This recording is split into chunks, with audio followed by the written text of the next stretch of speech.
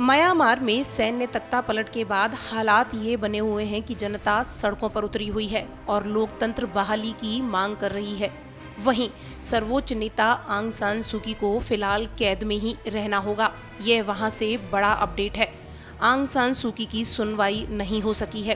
कार्रवाई की निष्पक्षता के बारे में सवाल पूछे जाने पर उनके वकील ने कहा, यह उचित है या नहीं, आप स्वयं निर्णय ले सकते हैं। गौरतलब है कि म्यांमार में सैन्य तख्तापलट के खिलाफ लगातार विरोध प्रदर्शन बढ़ता ही जा रहा है। देश में नागरिक शासन बहाल करने की मांग को लेकर हजारों की भीड़ सड़कों पर है। वहीं विरोध को दबाने के लिए ताजा अपडेट ये है कि वहां की सेना ने बख्तरबंद वाहनों को सड़कों पर तैनात किया है। इसके अलावा इंटरनेट को पूरी तरह बंद कर दिया गया है। इससे पहले फेसबुक समेत अन्य सोशल ऐप को भी बंद कर दिया गया। गौरतलब है कि 1 फरवरी को म्यांमार की सेना ने देश की निर्वाचित सरकार को हटाकर देश पर अपना नियंत्रण कर लिया था। इस दौरान नोबेल पुरस्कार विजेता आंग सान सूकी तथा उनकी party national league for democracy के अन्य नेताओं को नजरबंद करने के बाद आपातकाल लगा दिया था। सेना का आरोप है कि देश में हाल ही में हुए चुनावों में धांधली हुई थी और आंग सान सूकी सरकार ने इसकी कोई जांच नहीं कराई। 8 नवंबर को आए चुनावी नतीजों में national league for democracy party ने 83% सीटें जीत ली थी। इस चुनाव को कई लोगों को आंग सान सूकी सरकार के जनमत संग्रह के रूप में देखा गया।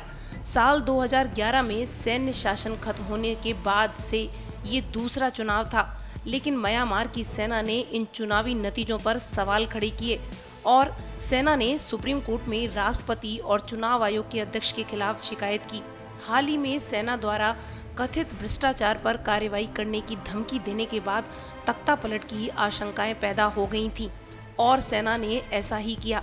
यहाँ आपको आंग सान सूकी के बारे में बताते चलते हैं। आंग सान सूकी के लिए ही जनता सड़कों पर है। आंग सान म्यांमार की आज़ादी के नायक रहे जनरल आंग सान की बेटी हैं। 1948 में ब्रिटिश राज से आज़ादी से पहले जनरल आंग सान की हत्या कर दी गई थी। सूकी उस वक्त सिर्फ 2 साल की थी। सूकी को दुनिया भर में मानवाधिकारों के लिए लड़ने वाली महिला के रूप में देखा गया, जिन्होंने म्यांमार के सैन्य शासकों को चुनौती देने के लिए अपनी आज़ादी त्याग दी। साल 1991 में नजरबंदी के दौरान ही सूकी को नोबेल शांति पुरस्कार से नवाजा गया।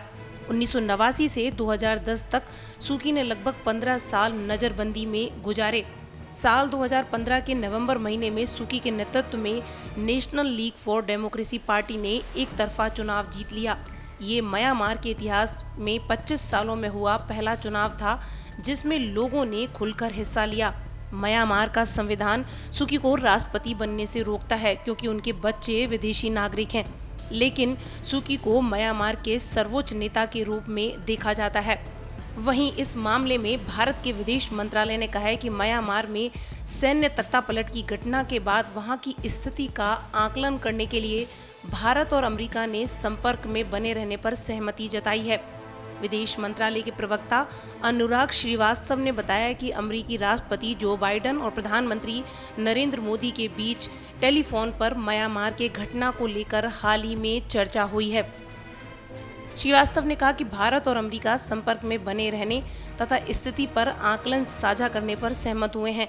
उन्होंने कहा कि भारत का मानना है कि कानून का शासन एवं लोकतांत्रिक प्रक्रियाएं म्यांमार में अवश्य ही कायम होनी चाहिए। उन्होंने यह भी बताया कि भारत को म्यांमार की सेना ने एक पत्र भेजा है जिसमें सैन्य तख्तापलट के कारणों का उल्लेख किया गया है। म्यांमार की सेना ने इस प्रकार के पत्र अन्य देशों को भी भेजे हैं।